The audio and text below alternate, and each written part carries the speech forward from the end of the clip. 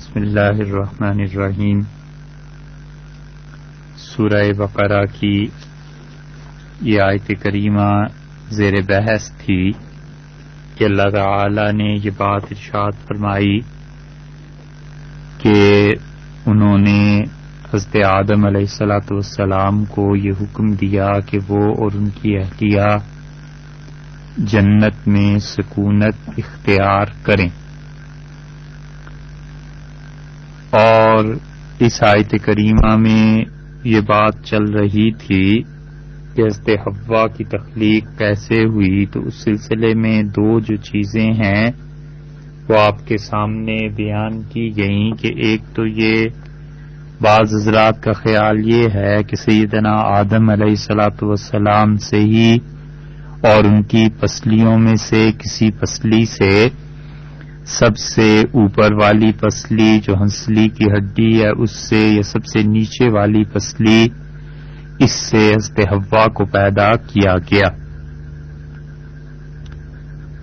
اور ایک رائے یہ بھی ہے کہ رسول اللہ صلی اللہ علیہ وسلم نے یہ بات بتلائی ہے کہ حوا علیہ السلام ٹیڑھی پسلی سے پیدا کی گئیں، تو اس کا مطلب یہ نہیں ہے کہ واقعی وہ ٹیڑھی پسلی سے پیدا کی گئیں، بلکہ مطلب یہ ہے کہ ان کی فطرت اور ان کی طبیعت میں، خواتین کی طبیعت اور ان کی عادت میں ایک یہ جو زبان کی بات ہوتی ہے کہ وہ کبھی وہ غیر محتاط طریقے پہ استعمال کرتی ہیں، اس زبان کی کجی، اس ٹیڑھے پن کی طرف اشارہ ہے۔ اور حدیث میں جو چیزیں آئی ہیں کچھ اس سے پہلے بھی گزر چکی ہیں۔ اصل میں یہ حدیث جو ہے جس کا حوالہ عام طور پہ مفسرین اور محدثین نے دیا ہے، قطعی طریقے پر یہ کہنا اور بالکل حتمی اور آخری بات کہنا کہ حضرت حوا حضرت آدم علیہ السلام کی پسلی ہی سے پیدا کی گئی تھی، یہ بہت مشکل ہے، کیونکہ دونوں طرف آراء ہیں اور دونوں طرف بڑے بڑے جلیل القدر مفسرین اور محدثین ہیں جن حضرات نے رائے یہ دی ہے کہ واقعی وہ پسلی سے پیدا کی گئی تھیں وہ بھی بڑے لوگ ہیں، اور جن لوگوں نے ادھر کی رائے دی ہے کہ وہ پسلی سے نہیں بلکہ اللہ تعالی نے انہیں پیدا کیا اور اس حدیث کے معنی کچھ اور ہیں، وہ بھی بڑے بڑے لوگ ہیں۔ اور ان ساری باتوں میں ایک بات تو یہ ہے کہ قطعی طور پر ثابت ہو جائے، کوئی کسی کے پاس اس کا ثبوت اور قطعی دلیل نہیں ہے، لے دے کے معاملہ حدیث پہ آ جاتا ہے، اور حدیث بھی صحیح بخاری کی رسول اللہ صلی اللہ علیہ وسلم نے جہاں پر یہ ارشاد فرمایا ہے کہ آپ نے حضرت ابو ہریرہ رضی اللہ عنہ کی روایت میں کہ حضرت صلی اللہ علیہ وسلم نے فرمایا کہ میں عورتوں سے تمہیں نصیحت کرتا ہوں خیر سے پیش آنے کی، اور عورت جو ہے وہ پیدا کی گئی ہے من ضلع، ٹیڑھی پسلی سے، اور سب سے ٹیڑھی پسلی اوپر والی ہوتی ہے، اور اگر تم اس کا ٹیڑھا پن دور کرنا چاہو گے تو تم اسے توڑ دو گے، اور اگر تم اس کے ٹیڑھے پن کو برداشت کر لو گے تو پھر تم اس کے ساتھ نباہ کر لو گے۔ اور پھر رسول اللہ صلی اللہ علیہ وسلم نے فرمایا کہ میں تمہیں اس بات کی نصیحت کرتا ہوں کہ عورتوں کے ساتھ اچھی طرح پیش آنا۔ اس حدیث پہ حافظ ابن حجر رحمۃ اللہ علیہ نے کافی بحث کی ہے فتح الباری میں، اور اس حدیث سے پہلے بھی ایک حدیث آئی تھی جس میں رسول اللہ صلی اللہ علیہ وسلم کے یہ الفاظ گرامی قدر نقل کیے گئے تھے کہ آپ نے فرمایا کہ اگر بنی اسرائیل گوشت کو نہ رکھتے، ذخیرہ اندوزی نہ کرتے تو پھر گوشت نہ سڑتا، اور اسی طرح اگر حوا اپنے شوہر کے لیے بات نہ کرتی جیسے انہوں نے کی تھی، یعنی بنا سنوار کے اس بات کو پیش کیا تھا، تو کبھی بھی خواتین میں یہ عادت نہ آتی۔ ان دونوں احادیث کو ذہن میں رکھ کے اب حافظ ابن حجر رحمۃ اللہ علیہ کی اس پہ تشریحات سنیے۔ انہوں نے اس پہ کہ خواتین میں خیانت ہوتی ہے اس کو کافی تفصیل سے ذکر کیا ہے۔ اب خیانت کا مطلب ایک تو وہ ہے جو ہمارے ہاں اردو زبان میں لیا جاتا ہے، وہ بالکل غلط چیز ہے۔ رسول اللہ صلی اللہ علیہ وسلم نے اس کی طرف اشارتاً کنایتاً بھی بات نہیں کی، اسی لیے حافظ صاحب رحمۃ اللہ علیہ کی عبارت یہ ہے کہ وہ کہتے ہیں کہ ولیس المراد بالخیانت ہونا، اور یہاں رسول اللہ صلی اللہ علیہ وسلم کی مراد خیانت سے یہ نہیں ہے کہ انہوں نے خواتین نے کسی فحاشی کا ارتکاب کریں، حاشا وکلا، ہرگز نہیں ہے ایسی بات، بلکہ کہنے کا مقصد یہ ہے کہ انہوں نے حضرت آدم علیہ الصلوۃ والسلام کے سامنے جب قصہ بیان کیا جو شیطان نے ان سے کہا تھا، تو بات جو انہوں نے بیان کی حضرت آدم علیہ الصلوۃ والسلام ان کی بات میں آ گئے اور یہ چیز عورتوں میں وہاں سے چل پڑی، اور یہ کوئی عیب کی بات نہیں ہے۔ حافظ صاحب کی بات تو ختم ہوئی، یہ کوئی عیب کی بات نہیں ہے، اس لیے کہ اللہ تعالی نے عورتوں کا مزاج کچھ اور بنایا ہے، مردوں کا مزاج کچھ اور بنایا ہے۔ رسول اللہ صلی اللہ علیہ وسلم کا یہ کہنا کہ اگر حوا ایسے نہ کرتی تو ان کی اولاد میں کوئی خاتون ایسے نہ کرتی، اسی قسم کے دو لفظ، دو فکرے، یہاں تو ایک فکرہ ہے نا، دو فکرے رسول اللہ صلی اللہ علیہ وسلم نے حضرت آدم علیہ الصلوۃ والسلام کے متعلق بیان کی ہیں۔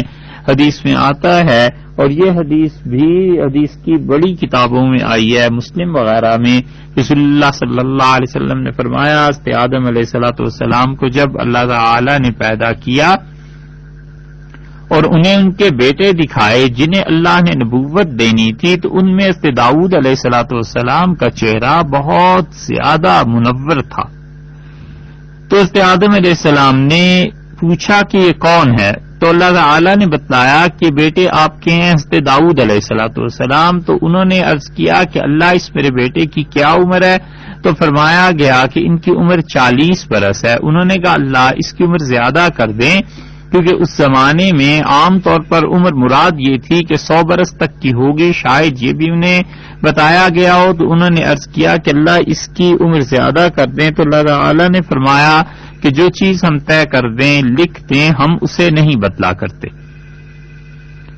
یہ بات ہوئی، حضرت آدم علیہ الصلوۃ والسلام سوچ میں پڑ گئے، اور پھر اس کے بعد انہوں نے کہا کہ اگر میں اپنے بیٹے کو اپنی عمر دے دوں، تو اللہ تعالی نے انہیں کہا کہ تم کر سکتے ہو، تو انہوں نے 60 برس اپنی عمر مبارک کے انہیں دے دیے حضرت داؤد علیہ الصلوۃ والسلام کو۔ تو اللہ تعالی نے فرمایا کہ یہ لکھو کہ آدم علیہ السلام نے اپنی عمر کے 60 برس اپنے بیٹے کو دیے، اور جو ان کی عمر 100 برس پوری ہو گئی، اور یہ لکھوا کے آدم علیہ السلام سے دستخط کروائے گئے، اور اللہ تعالی نے فرمایا اس تحریر کو محفوظ رکھ لو۔ وقت گزر گیا، 940 برس جب حضرت آدم علیہ الصلوۃ والسلام کے پورے ہوئے تو فرشتے حاضر ہوئے، اور انہوں نے کہا حضرت عمر تو آپ کی پوری ہو گئی۔ انہوں نے کہا کہاں پوری ہو گئی، ابھی تو 60 سال باقی ہیں۔ یہ فرشتے واپس ہوئے اور عرض کیا باری تعالی سے کہ ایسے بات ہے، تو اللہ تعالی نے فرمایا یہ تحریر جا کر دکھاؤ آدم علیہ السلام کو، ہمیں پتا تھا کہ وہ بھول جائے گا اس چیز کو یا ضد کرے گا اس بات پر، اور یہ عادت اس کی اولاد کو بھی پڑ جائے گی۔ رسول اللہ صلی اللہ علیہ وسلم کے الفاظ یہ ہیں حضرت آدم علیہ الصلوۃ والسلام کے متعلق کہ آپ نے فرمایا جہد آدم، حضرت آدم علیہ الصلوۃ والسلام نے حجت کی دلیل دی، ضد کی اپنی عمر کے متعلق، اور یہ عادت ان کی اولاد میں بھی آ جائے گی کہ ان کی اولاد بھی ضد کرے گی۔ دیکھا آپ نے، وہاں خیانت کا لفظ آ گیا، یہاں ضد کا لفظ آ گیا، حالانکہ ضد کی یعنی وہ مفہوم نہیں ہے جو ہماری زبان میں بنتا ہے۔ عربوں کے ہاں اس کا مفہوم یہ ہے کہ کسی بات پر انکار کرنا یا کسی بات پر اپنی دلیل پیش کر کے اس بات کو رد کر دینا، اس بات کو ہٹا دینا، یہ ہے مفہوم۔ اسی طرح رسول اللہ صلی اللہ علیہ وسلم کے دوسرے الفاظ حضرت آدم علیہ الصلوۃ والسلام کے متعلق آئے ہیں۔ آپ نے فرمایا کہ حضرت آدم علیہ الصلوۃ والسلام بھول گئے، بس ان کی اولاد بھی بھولتی رہے گی، یعنی یہ نسیان بھی والد سے چلا ہے، بھول جانا، اور ان کی اولاد بھولتی رہے گی۔ حالانکہ آپ تجربتاً دیکھیے خواتین زیادہ بھول جاتی ہیں مردوں کی نسبت، بہت سے کام انہیں پڑے رہتے ہیں، پھر وہ شام کو یہی کہتی ہیں کہ میں یہ بات بھول گئی تھی، یہ چیز بھول گئی تھی، فلاں چیز فلاں جگہ پہ چھوڑ آئی تھی۔ تو اس کے باوجود کہ حضرت آدم علیہ الصلوۃ والسلام کا ذکر ہے کہ بھولے وہ، مگر خواتین میں بھی وہی بات آ گئی۔ اسی طرح یہ ساری الفاظ جو آئے ہیں اس کا مقصد یہ نہیں ہے کہ مردوں کو کوئی غیر معمولی فوقیت حاصل ہے خواتین پر، یہ کہ خواتین اور عورتیں جو ہیں شریعت نے انہیں کہیں ایک کونے کھڈے میں لگا دیا ہے اور ان کا کوئی حق نہیں بنتا اور کوئی چیز نہیں، بلکہ دونوں کا اپنا اپنا عمل کا میدان ہے۔ اس لیے رسول اللہ صلی اللہ علیہ وسلم نے یہ جو دوسری حدیث ارشاد فرمائی ہے کہ آپ نے کہا کہ وہ ٹیڑھا پن ہے اس میں اور تم ان کے ساتھ کیا کرو، آپ نے فرمایا کہ ان کے ساتھ اچھی طرح پیش آتے رہو۔ حدیث میں آئے ہیں کہ رسول اللہ صلی اللہ علیہ وسلم کا یہ فرمانا کہ میں تمہیں نصیحت کرتا ہوں، وصیت کرتا ہوں، اس کے کئی ایک معنی ہیں۔ ایک معنی تو انہوں نے یہ نقل کیا ہے کہ مطلب یہ ہے کہ میری اس نصیحت کو مردوں تم سننا اور اس پر عمل کرنا کہ اپنی خواتین کے ساتھ اچھی طرح پیش آنا۔ حافظ ابن حجر رحمۃ اللہ علیہ نے اسے ترجیح دی ہے اور وہ کہتے ہیں کہ رسول اللہ صلی اللہ علیہ وسلم کے ارشاد فرمانے کا مقصد یہ ہے کہ میں یہ سفارش کر رہا ہوں خواتین کے لیے کہ تم جب بھی تمہارا ان سے واسطہ پڑے تو ہمیشہ ان سے اچھی طرح پیش آؤ، اور یہ جو ٹیڑھا پن ہے، یہ جو زبان کا ان کا تیز ہونا ہے، اس کو تم برداشت کر لیا کرو، تو اس طرح تم ان سے فائدہ اٹھا سکو گے، زندگی کا نباہ ہو جائے گا۔ دوسری چیز یہ ذکر کی گئی ہے کہ یا پھر رسول اللہ صلی اللہ علیہ وسلم نے یہ فرمایا ہے کہ تم ان سے اچھی طرح پیش نصیحت کرتا ہوں تمہیں ان کے متعلق عورتوں سے، یعنی وصیت طلب کر لیا کرو۔ عربی زبان کے اعتبار سے یہ بھی معنی اس کے بن سکتے ہیں، یعنی جب وہ بیمار ہو جائیں خواتین، ایسا مرض طاری ہو جائے جس کی انتہا وفات ہے، موت ہے، تو ان عورتوں سے وصیت لکھوا لیا کرو۔ بہت سی چیزیں ہوتی ہیں جس معاملے میں انہیں فیصلہ کرنا ہوتا ہے، گھریلو معاملات ہوتے ہیں، زیورات ہوتے ہیں، زمین ہوتی ہے، اولاد کے متعلق ہوتا ہے، کتنی چیزیں ایسی ہوتی ہیں جن کے متعلق انہوں نے کچھ نہ کچھ کہنا ہوتا ہے۔ تو دیکھو جب ایسی بات ہو جائے تو ان خواتین سے کیا کیا کرو، وصیت لکھوا لیا کرو۔ دوسرا ترجمہ اس کا یہ بھی کیا گیا اور رہ گئی یہ بات کہ رسول اللہ صلی اللہ علیہ وسلم نے فرمایا یہ ٹیڑھی ہے، تو اس کا مطلب یہ ہے کہ محدثین کہتے ہیں کہ بہت عمدہ تشبیہ دی ہے رسول اللہ صلی اللہ علیہ وسلم نے، یہ نہیں بتلایا کہ وہ پیدا ہوئی ہیں اس سے، بلکہ مراد یہ ہے کہ دیکھو اس کی زبان میں کجی ہے، بولنے میں بے احتیاطی ہے۔ زیادہ مناسب لفظ اگر آپ یہ کہیں تو کہیں گے کہ ان کے عورتوں کے بولنے میں بے احتیاطی ہے، احتیاط نہیں کرتی۔ آپ اس بے احتیاطی کا عالم یہ اندازہ کیجئے کہ جس بچے کو اتنی مشقت سے جنم دیا اور پھر اس کی پیدائش کے بعد اس کی بچپن، اس کی پرورش، ساری چیزیں، سردی گرمی اس کے لیے برداشت کی، ساری اپنی جوانی کھپا دی اپنی اولاد کی تربیت میں، کبھی کبھی غصے میں بد دعا دے جاتی ہے، کبھی کبھی غصے میں اسے موت اور جہنم سے کم کوئی بات نہیں کرتی الیاذ باللہ۔ یہ سب کی سب چیزیں ایسی ہیں جو زبان کی کجی کی طرف اشارہ ہیں، اور یہ کوئی عیب نہیں ہے۔ یہ کجی ہونا، یہ ٹیڑھا پن ہونا، یہ عیب نہیں ہے۔ عورتوں کے مزاج میں، زبان میں تکرار ہے۔ عورت ایک بات کہتی ہے کہ یہ بات، پھر تھوڑی دیر بعد پھر وہی بات، پھر وہی بات، پھر شام کو وہی بات، پھر صبح وہی بات، وہ بار بار تکرار اس کے مزاج میں۔ مرد کا مزاج ایسا نہیں ہوتا، مرد تو ایک بار بات کرتا ہے، دو بار، تین بار، پھر اسے غصہ بھی آتا ہے کہ بھئی بار بار کیا اس بات کو سنیں۔ خواتین کے مزاج میں تکرار ہے۔ کوئی اب یہ کہے کہ یہ عیب ہے، یہ عیب نہیں ہے۔ اللہ نے خواتین کا مزاج اس لیے ایسا بنا دیا کہ آپ دیکھیے اس نے بچے کی تربیت کرنی ہے، بچے کے مزاج میں بھی تکرار ہے۔ ایک بات پوچھے گا کہ یہ کیا چیز ہے، پھر کھیلنے لگ جائے گا، پھر آ کے پوچھے گا کہ یہ کیا چیز ہے، پھر کچھ اور کام کرنے لگ جائے گا، پھر آ کے پوچھے گا تو یہ ماں کا تحمل ہے، ماں کا حوصلہ ہے، ماں کی شفقت ہے، ماں کی مہربانیاں اور محبتیں 10 بار بچے کو وہ چیز سمجھاتی ہے، بتاتی ہے کہ بیٹے یہ چیز ہے، یہ چیز ہے، بیٹی کو بتاتی ہے کہ بیٹی یہ کام کرنا ہے، یہ نہیں کرنا، یہ کرنا ہے، یہ نہیں کرنا۔ اتنا تکرار کا تحمل باپ یا مرد کر سکتا ہے؟ نہیں کر سکتا، غصہ آ جاتا ہے۔ یہ عمومی کیفیات کی بات ہے، اس لیے کوئی عیب نہیں ہے جس کی وجہ سے کہا جائے اور یا اسے تانا دیا جائے۔ مطلب یہ ہے کہ اللہ نے ایک چیز کے مزاج میں رکھی اور اس کی بڑی حکمت ہے، وگرنہ اولاد کی تربیت ممکن نہیں تھی۔ تو رسول اللہ صلی اللہ علیہ وسلم نے یہ بتلایا کہ کہ اس کی زبان میں ایسی بات ہے اور ہو جاتا ہے ایسے، تو دیکھو تم اس کے ساتھ اچھی طرح پیش آنا، اس کے ساتھ ہمیشہ اس کے ذوف کی رعایت کرنا، اس کی جو محتاجی ہے نا اس کی رعایت کرنا۔ علامہ عینی رحمت اللہ علیہ نے 4 معانی اس کے لکھے ہیں، یعنی انہوں نے یہ لکھا ہے کہ عورتوں سے وصیت کروا لی جائے، اسی طرح انہوں نے یہ لکھا ہے کہ اس کا خیال کیا جائے کہ ان کے مزاج میں ایسی بات ہے، اسی طرح انہوں نے یہ لکھا ہے کہ رسول اللہ صلی اللہ علیہ وسلم نے وصیت کی ہے ان کے لیے، اور اسی طرح انہوں نے لکھا ہے کہ حضرت صلی اللہ علیہ وسلم نے ان کے حقوق کی طرف مردوں کی توجہ دلائی ہے۔ یہ 4 باتیں تو محدثین کہتے ہیں کہ بہت اچھی تشبیہ دی ہے رسول اللہ صلی اللہ علیہ وسلم نے، اور بتلایا ہے کہ تم اسے اس کے حال پر ایسے چھوڑ دو، نہ زیادہ اس پر زندگی تنگ کرو، نہ اس کے ساتھ ایسی برائی کرو، ورنہ کیا ہو جائے گا، تم اس ٹیڑھی پسلی کو توڑ دو گے۔ اور ایک جگہ لفظ آئے ہیں حضرت صلی اللہ علیہ وسلم کے، آپ نے فرمایا ہے کہ وہ توڑنا اس کا اسے طلاق دے دینا۔ اسی لیے محدثین کہتے ہیں کہ کسی مرد کے لیے یہ درست نہیں ہے کہ وہ عورتوں کے اخلاقیات کو حاصل کرے اور نہ عورتیں مردوں کی اخلاقیات کو حاصل کریں، ہر ایک کا اپنا اپنا میدان ہے جس کے لیے اللہ نے انہیں بنایا ہے، ان چیزوں کو چھوڑ دینا چاہیے۔ تو یہ تو وہ محدثین ہیں جن کی رائے یا جن کا مطلب یہ ہے کہ حضرت صلی اللہ علیہ وسلم نے عورتوں کی تخلیق پر بحث نہیں کی۔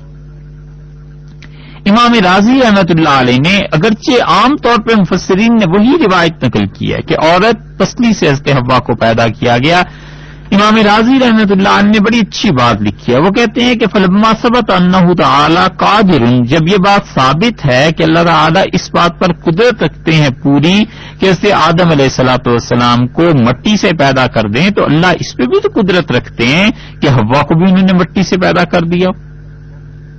وَإِذَا كَانَ الْأَمْرُ كَذَلِكَ، اور جب بات ایسے ہی ہے تو پھر آخر اس کا فائدہ کیا ہے کہ ہم ضروری اس بات پر زور دیں کہ حضرت آدم علیہ الصلوۃ والسلام کی پسلیوں میں سے کسی ایک پسلی سے حضرت حوا کو پیدا کیا گیا تھا۔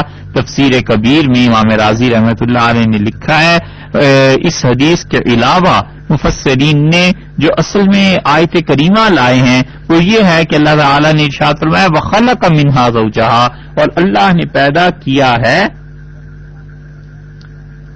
حضرت حوا کو ان کے شوہر سے، یا ترجمہ یہ کیا جائے کہ اللہ نے عورت کو پیدا کیا ہے منہا، خلق منہا زوجہا، اس سے یعنی انسان سے پیدا کیا ہے اس کی بیوی کو، یا انسان سے پیدا کیا ہے اس کی عورت کو۔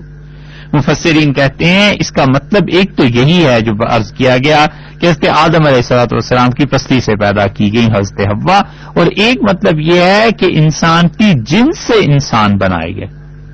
انسانوں کی جنسیت الگ ہے، فرشتے الگ ہیں، اسی طرح جنات الگ ہیں، تو اللہ تعالی نے حوا کو، خواتین کو پیدا کیا انسان کی جنس سے۔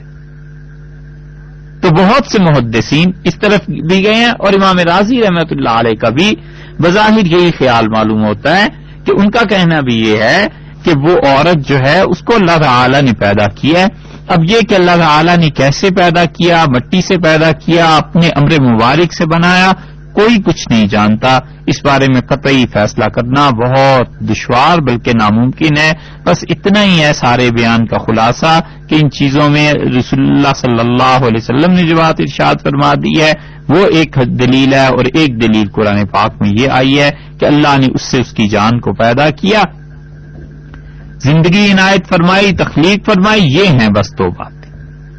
اور اس کے بعد ایک اور بات یہاں پر سوچنے کی ہے، اور وہ بھی خیال میں آتی ہے کہ اللہ تعالی نے جہاں یہ تخلیق کا ذکر کیا ہے، اللہ تعالی نے اس کائنات میں سب سے پہلے چیز بنائی کیا؟ دنیا میں حضرت آدم علیہ الصلوۃ والسلام کو بنایا مٹی کے واسطے سے نا، اور اس سے پہلے اس کا مطلب ہے مٹی پیدا کی گئی۔ حضرت حوا کو اللہ تعالی نے چلیے پسلی سے بنایا یا یہ کہ مٹی سے بنایا، یہ دونوں چیزیں پیدا کی گئیں۔ اب ذرا اور پیچھے جائیے، پھر مٹی اللہ تعالی نے پیدا کی، یہ مادہ جس سے ساری کائنات بنی ہے، اس کی تخلیق کب ہوئی اور کیا ہوئی؟ اسلام کا اور کفر کا ایک اختلاف یہ بھی ہے کہ ہم سمجھتے ہیں اللہ تعالی نے مادے کو پیدا کیا ہے، اور کافر یہ سمجھتے ہیں کہ مادہ قدیم ہے، ہمیشہ سے ہے اور ہمیشہ رہے گا، اور اس پہ فنا طاری نہیں ہوتی۔ ہندو مت میں 3 چیزیں قدیم ہیں۔ وہ کہتے ہیں روح ہمیشہ سے ہے اور ہمیشہ رہے گی، اسی طرح اللہ تعالی ہمیشہ سے ہے اور ہمیشہ رہے گا، اور تیسری چیز وہ مادے کے متعلق کہتے ہیں کہ مادہ جو ہے نہ یہ پیدا کیا جا سکا ہے نہ یہ فنا ہو سکتا ہے، یہ ہمیشہ سے ہے اور ہمیشہ رہے گا۔ جن لوگوں نے فزکس پڑھی ہے وہ جانتے ہیں کہ یہ اصول بہت مرتبہ رٹایا جاتا ہے بچوں کو، اور یہ سکھلایا اور بتایا جاتا تھا۔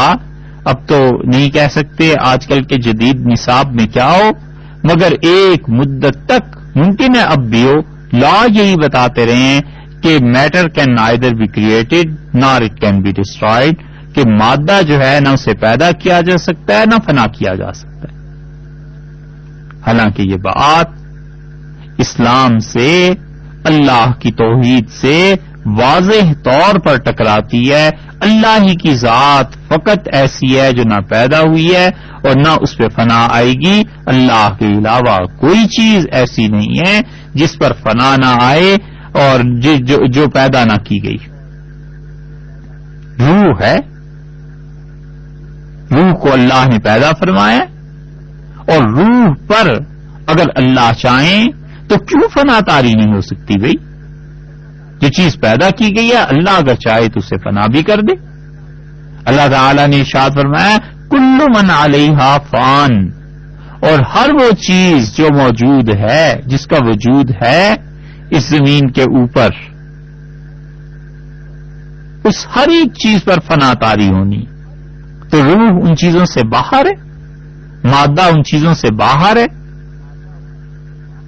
یہ جو نصاب ہم اپنے بچوں کو پڑھاتے ہیں کالجز میں اور سکولز میں، کوئی ٹیچر بتانے والا نہیں ہوتا کہ صاحب یہ جو آپ کو پڑھایا جا رہا ہے یہ دنیا میں ایک اصول اور قاعدہ لوگوں نے متعین کیا ہے اور اس کے تجربات کیے ہیں، اس قسم کی چیزیں ہیں، لیکن یہ کہ اللہ نے یہ نہیں سکھایا، اسلام نے یہ نہیں سکھایا۔ کم سے کم اتنا ہی کہہ دیں کہ یہ کافروں کا عقیدہ ان کے ہاں اصول ہے، ہمارے ہاں یہ اصول نہیں ہے، اور کم سے کم اس کی کوئی دلیل تو دے دیں۔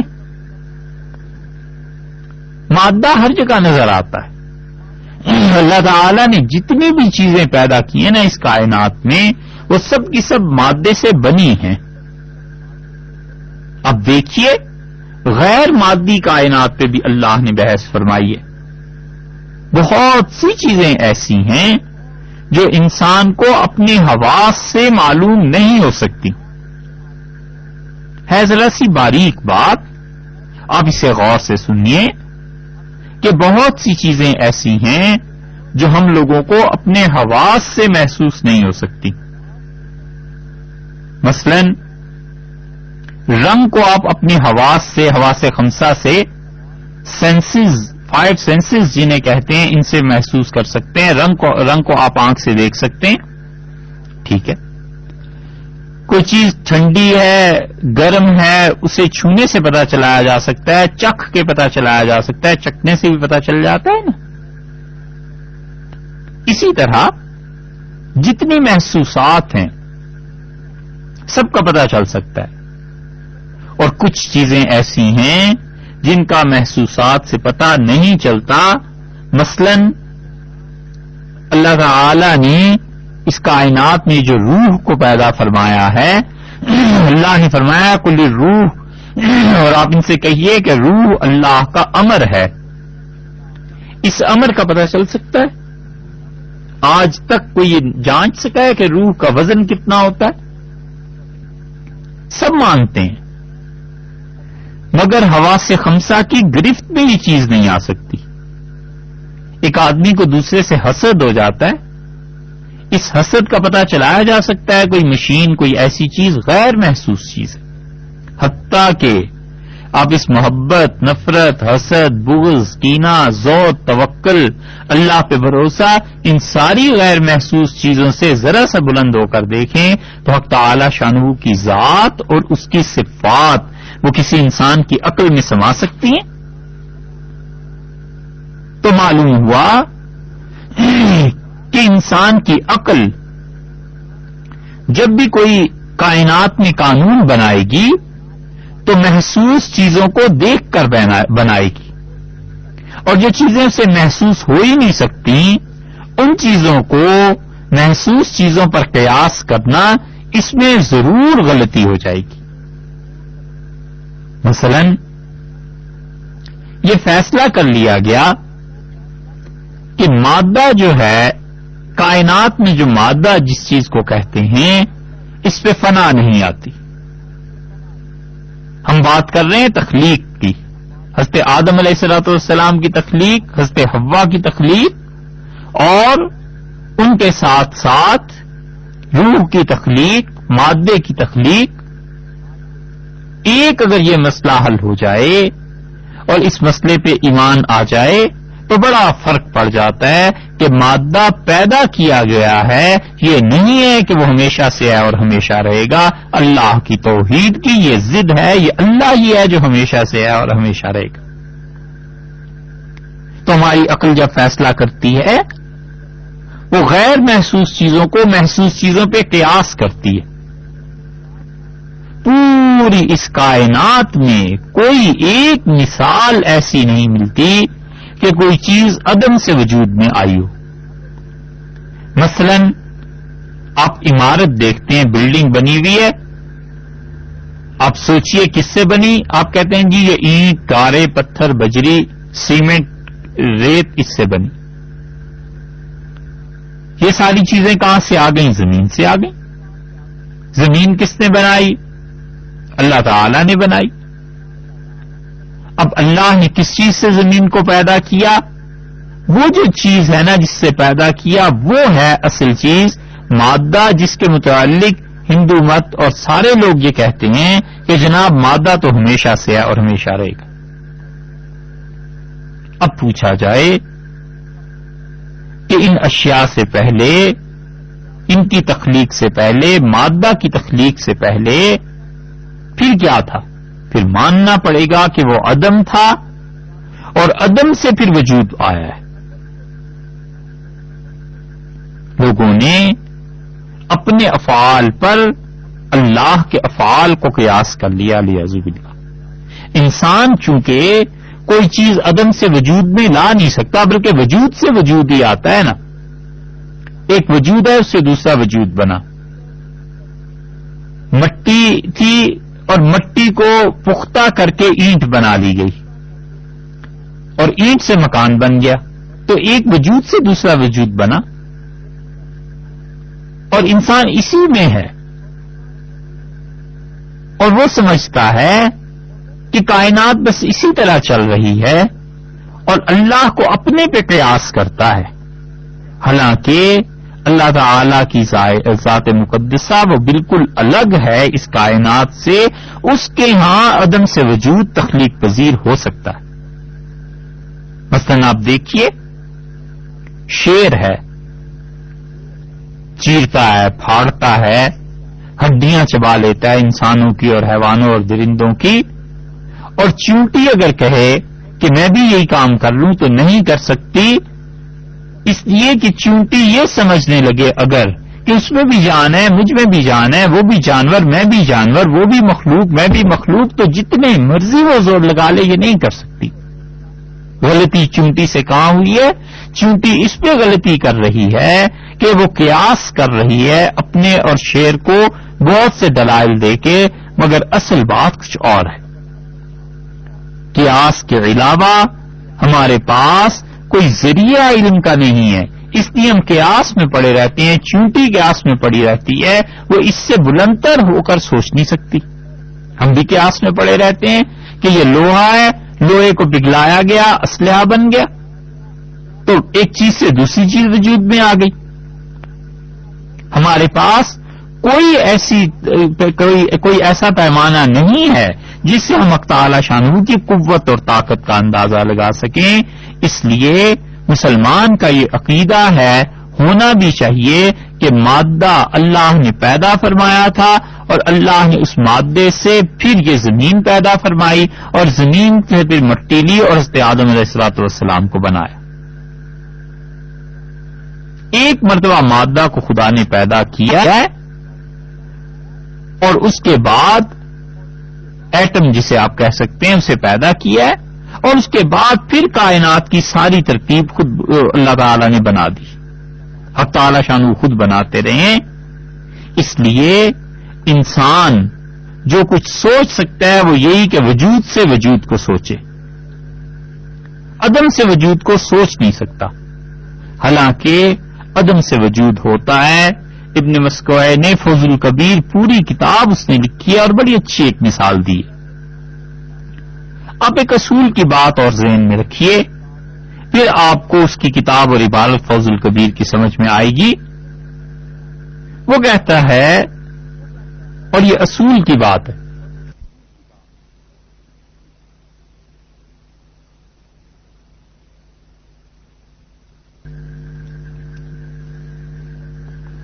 ایک اصول کی بات ہمیشہ خیال میں رکھیے کہ جتنا مادہ ہے نا یہ صورت سے جدا نہیں ہو سکتا اور کوئی صورت مادے کے بغیر وجود میں نہیں آ سکتی.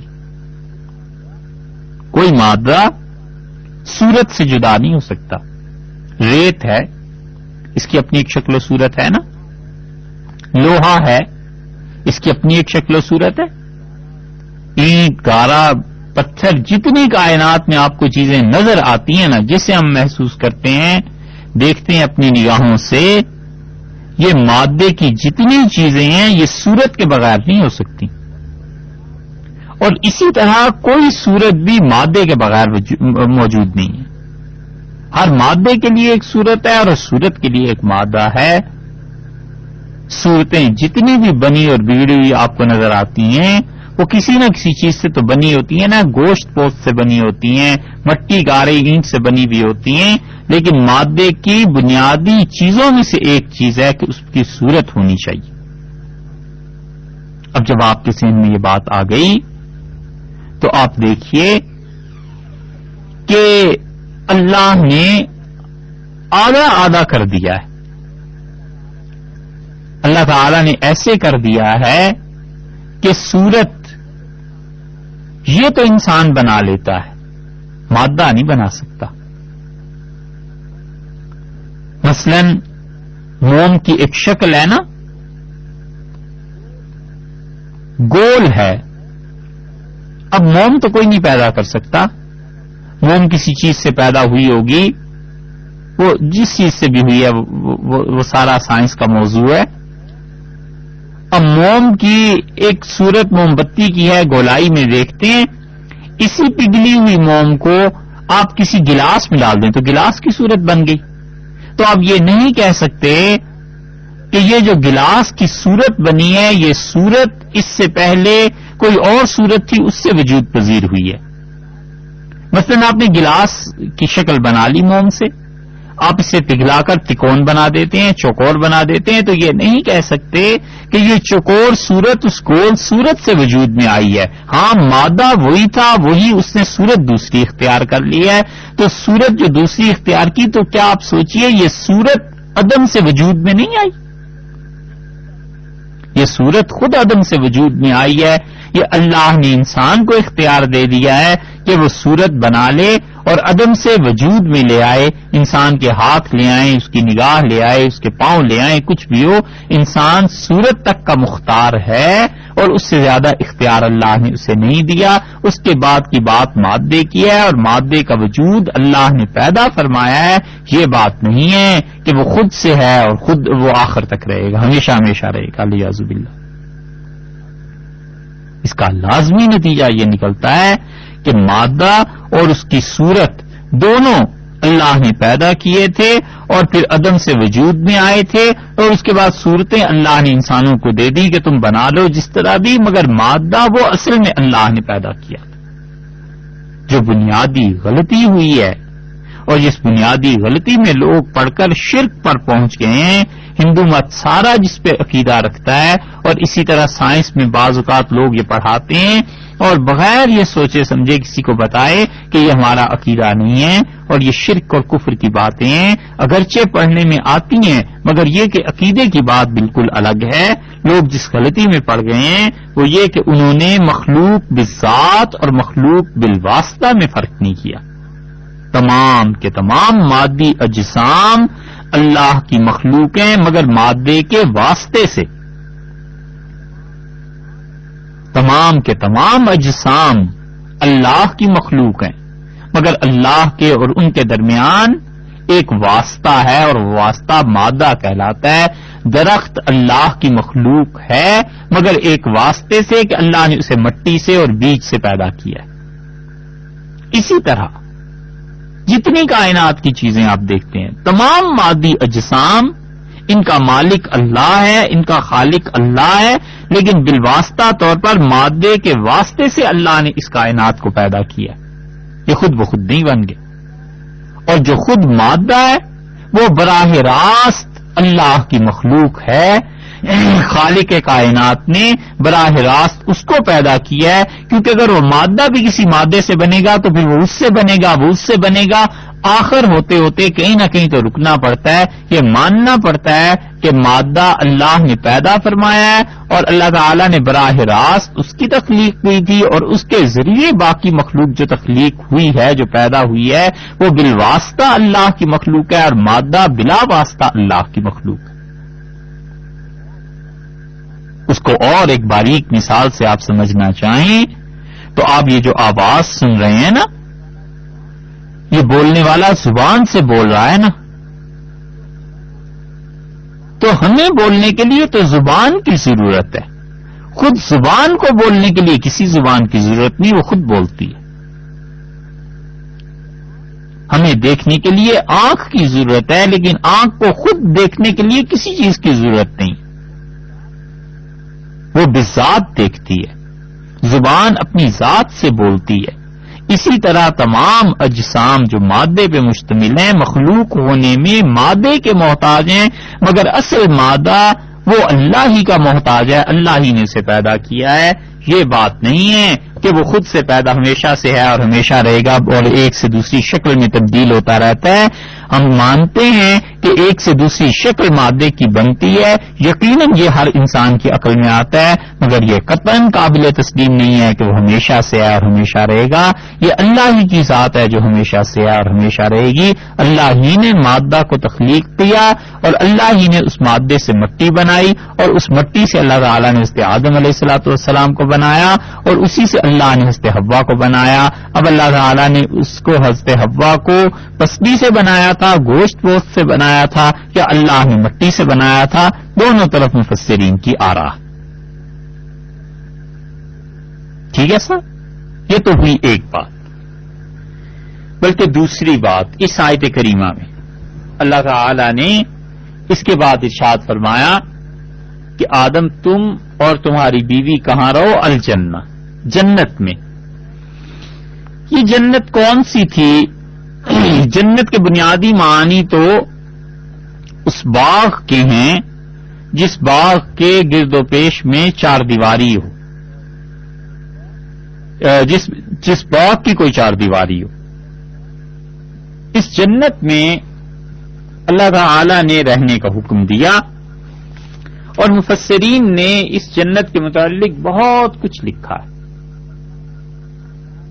اور 5 اقوال انہوں نے نقل کیے ہیں کہ یہ جنت کیا چیز تھی۔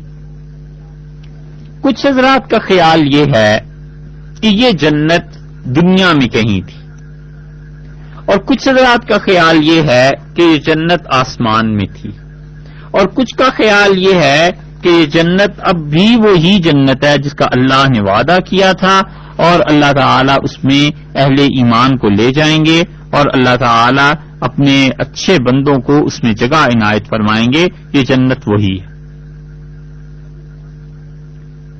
ابو القاسم بلخی اور ابو مسلم اصفہانی، ان لوگوں کا قول یہ تھا کہ وہ کہتے ہیں جنت آسمان میں نہیں تھی، اسی زمین کے ایک ٹکڑے میں اللہ تعالی نے حضرت آدم علیہ الصلوۃ والسلام کو بنایا، اور پھر اس کے بعد اسی زمین پہ حکم ہوا کہ یہاں سے نکلو اور وہاں چلے جاؤ۔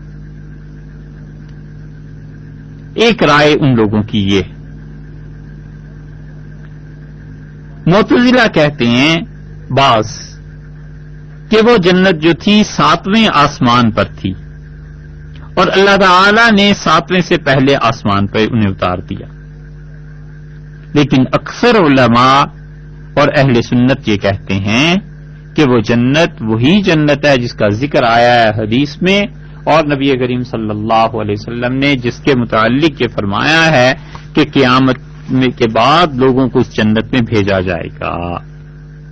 امام رازی رحمت اللہ علیہ نے اس پر کافی تفصیل نقل کی ہے اور جنت مذکورہ کا اختلاف نقل کیا ہے، اور کچھ مفسرین اس طرف گئے ہیں کہ جنت آسمان میں، اور وہ سارے قول نقل کرنے کے بعد کہتے ہیں کہ ہوا قول الجمہور، جمہور امت کے اور ہمارے اصحاب یعنی جو لوگ اہل سنت والجماعت میں سے ہیں وہ کہتے ہیں کہ یہ جنت وہی جنت ہے جس کا اللہ تعالی نے وعدہ فرمایا ہے ایمان پہ مرنے والوں کے لیے، یہ کوئی اور جنت نہیں ہے۔ ایک رائے یہ دی گئی ہے کہ وہ جو جنت ہے جہاں پہ آدم علیہ الصلوۃ والسلام کو رکھا گیا تھا وہ فلسطین میں تھی۔ کچھ نے لکھا ہے کہ وہ جنت کرمان میں تھی۔ یہ قول ہیں، دیکھتے سنتے جائیے۔ اور اللہ تعالی نے حضرت آدم علیہ الصلوۃ والسلام کو امتحان کے لیے رکھا تھا۔ کچھ نے لکھا ہے کہ یہ جنت ایران اور کرمان کے علاقوں کے درمیان تھی، اور کچھ کا کہنا یہ ہے کہ یہ جنت اصل میں اللہ تعالی نے ہندوستان میں رکھی تھی، اور یہاں سے آدم علیہ الصلوۃ والسلام کو پیدا کیا گیا اور بھیجا گیا، اور پھر اللہ نے کہا کہ تم یہاں سے نکل جاؤ، تو وہ جدہ چلے گئے تھے۔ یہ ساری آراء نقل کی ہیں مفسرین نے، اور بہت سے مفسرین نے اس پہ کوئی قطعی فیصلہ کرنے سے انکار کر دیا ہے۔ ابن قیم رحمت اللہ علیہ نے اپنی کتاب ہادی الارواح میں یہ ساری آراء نقل کرنے کے بعد کوئی فیصلہ نہیں کیا۔ صاحب روح المعانی نے کہ یہ جنت کون سی تھی، سب کچھ لکھنے کے بعد کہتے ہیں کہ والادلہ متعارضہ، اور دلائل جو ہیں وہ آپس میں ایک دوسرے سے ٹکراتے ہیں، فالاحوط سو زیادہ احتیاط اس بات میں ہے اور زیادہ سلامتی اس بات میں ہے کہ ہم اس جنت کی کوئی جگہ متعین کرنے سے رک جائیں اور قطعی طور پر فیصلہ نہ کریں۔ انہوں نے تو خاموشی اختیار کر لی ہے بس۔ وہ کہتے ہیں کہ یہ جنت کون سی تھی اس بارے میں قطعی کوئی فیصلہ کرنا بڑا دشوار ہے، تو بہتر یہ ہے کہ انسان چپ رہے، سلامتی کی اور زیادہ احتیاط کی راہ یہ ہے۔ ابو سعود رحمت اللہ علیہ جو قاضی القضات تھے اس میں خلافت عثمانیہ میں، محمد بن محمد العمادی ان کا نام تھا، اور 951 ہجری میں ان کا انتقال ہوا رحمت اللہ علیہ کا، قاضی القضات تھے۔ انہوں نے تفسیر لکھی ہے تفسیر ابی سعود، اور اس میں بھی انہوں نے یہی لکھا ہے کہ دلائل جو نقل کیے گئے ہیں یہ سب آپس میں ایک دوسرے سے ٹکراتے ہیں، فوجب التوقف، تو بہتر واجب یہ ہے کہ ہم چپ رہیں اور کوئی قطعی فیصلہ اس بارے میں صادر نہ کریں، بس خاموشی اچھی ہے۔ امام راضی رحمت اللہ علیہ نے بھی اس رائے کو نقل کیا ہے، اور امام راضی رحمت اللہ علیہ نے اس رائے کو نقل کرنے کے بعد بظاہر ترجیح یہ دی ہے کہ جنت وہی جنت ہے جس کا اللہ نے ذکر فرمایا ہے، وعدہ کیا ہے۔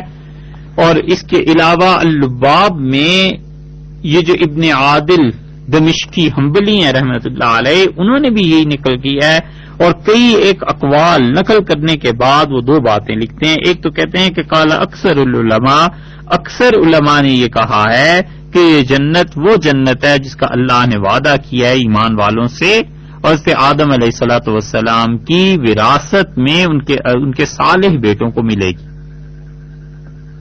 اور اور پھر دوسرا قول یہ بھی آگے نقل کر دیا ہے کہ ہر چیز ممکن ہے، ممکن ہے یہ وہی جنت ہو، ممکن ہے دنیا میں ہی کوئی جنت ہو، اور جو دلائل نقل کیے گئے ہیں وہ کمزور ہیں، ضعیف ہیں، متعارض ہیں آپس میں، تو واجب یہ ہے کہ توقف کیا جائے، خاموش رہا جائے۔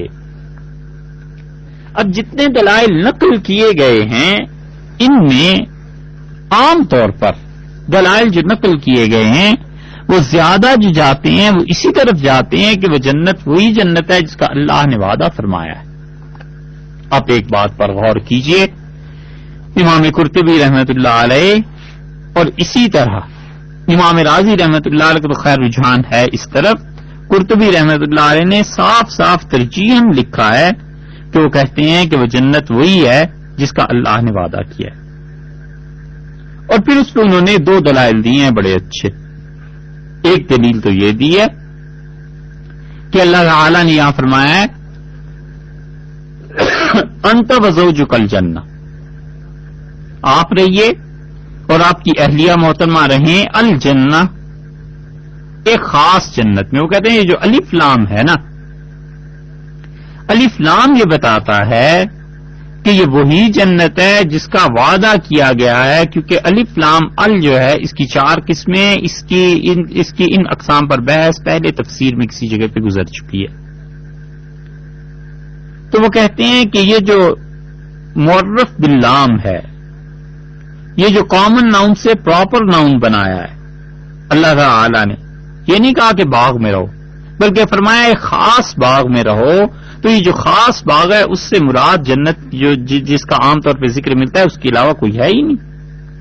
اور پھر دلیل اس کی یہ دی ہے کہ شخص کہتا ہے کہ اللہ میں تجھ سے جنت مانگتا ہوں، تو سوائے اس ایک جنت کے اور کسی چیز کی طرف دھیان نہیں جاتا، یہ دھیان نہیں جاتا کہ خدایا فلاں باغ مانگتا ہوں۔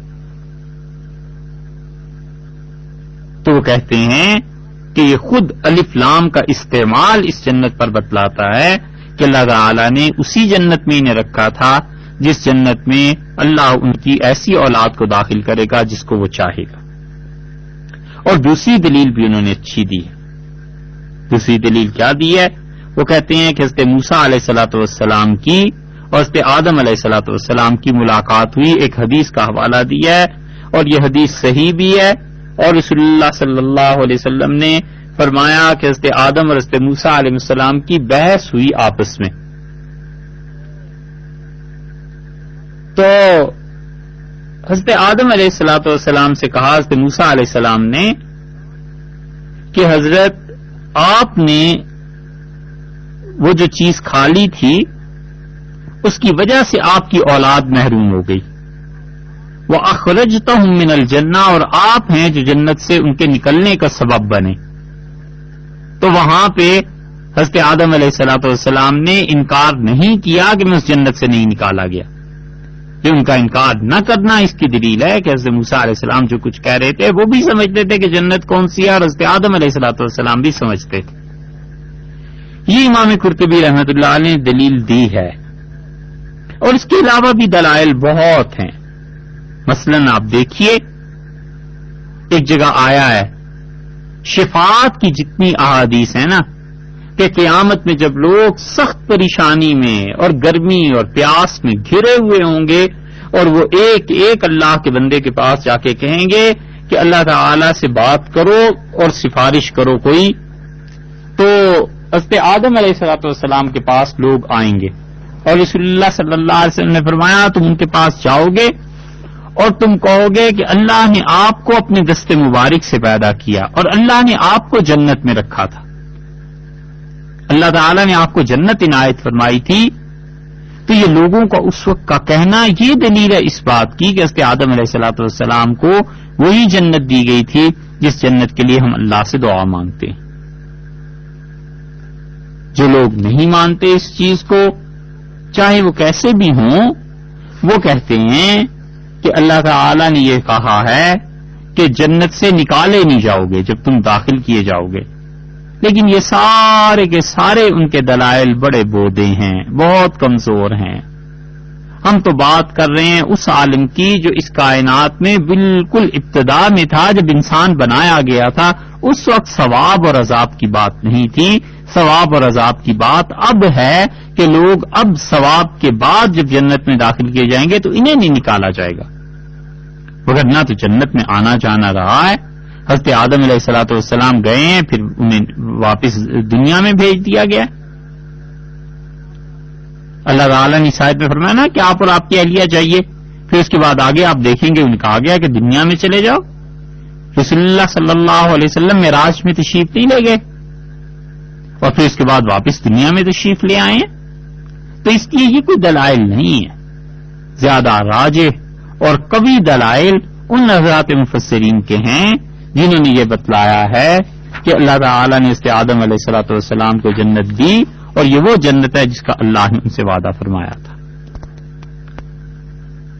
اس کے بعد دیکھیے وَكُلَا مِنْهَا رَغَدًا حَيْثُ شِئْتُمَا، اور اللہ تعالیٰ نے فرمایا تم دونوں کھاؤ پیو بڑی خوشی سے،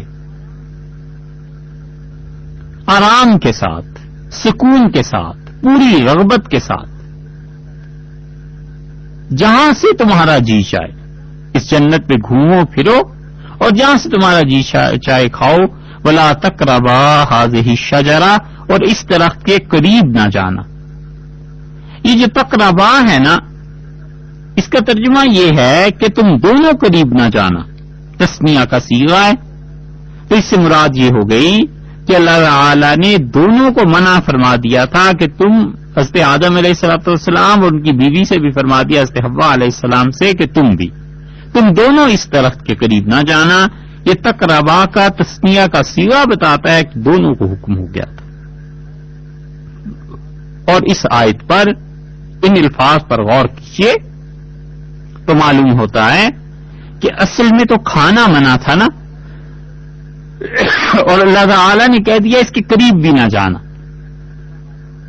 یہاں سے فقہا نے دلیل لی ہے سد ذرائع کی، اور سد ذرائع کا مطلب یہ ہے کہ وہ کام، وہ فعل جس کا انجام آگے چل کر حرام پر پہنچ جائے، اس کو شروع دن سے ہی منع کر دینا، ابتدا سے ہی منع کر دینا، اسے کہتے ہیں سد ذرائع. بہت سی چیزیں فقہا کے ہاں آپ کو ایسی مل جائیں گی جو اصل میں منع نہیں ہے، لیکن وہ منع کس وجہ سے کرتے ہیں؟ وہ کہتے ہیں کہ اگر آپ ایک سٹیپ کی اجازت دے دیں گے تو انسان پھر رکنے والا نہیں ہے، ایک دو سٹیپس اس سے آگے لے لے گا اور ہوتے ہوتے وہ حرام چیز میں پڑ جائے گا. مثلا سگریٹ کا پینا مباح ہے، جائز ہے، اس لیے کہ اللہ نے اصل میں تمام اشیاء کو مباح قرار دیا ہے سوائے اس کے جن چیزوں کو اللہ نے منع فرما دیا ہے. تمباکو کی ممانعت کہیں نہیں ہے. نشے کی ہے، تمباکو سے نشہ نہیں آتا، بہک نہیں جاتا آدمی. پان میں تمباکو سب لوگ کھاتے ہیں. تو آپ دیکھیے کہ سگریٹ کی ممانعت نہیں، منع نہیں کیا گیا، حرام نہیں کیا گیا، لیکن اس کے باوجود روکتے ہیں، منع کرتے ہیں. کیوں؟ اس لیے کہ یہ بری عادتوں میں شمار کیا جاتا ہے. آج بچے کو اگر یہ عادت پڑ جائے گی تو خدا نخواستہ یہ آگے بڑھ جائے گا، اس سے بھی کوئی بری علت اور بری لت اسے پڑ سکتی ہے. اس لیے اس راستے کا پہلا سٹیپ، پہلی سیڑھی کاٹ دو، ختم کر دو تاکہ آگے کوئی بڑھے ہی نہ. یہ ہے سد ذرائع. اللہ تعالیٰ نے یہاں یہ نہیں فرمایا کہ ہم نے کہا ان سے کہ اس درخت کو نہ کھانا، اگرچہ دوسری جگہ یہ لفظ ہیں کہ کیا میں نے تمہیں منع نہیں کیا تھا کہ اس درخت کو نہ کھانا. لیکن قرآن کا اعجاز دیکھیے کہ اللہ تعالیٰ نے کس قدر فصیح و بلیغ بات ارشاد فرمائی ہے کہ ہم نے کہا اس کے قریب بھی مت جانا.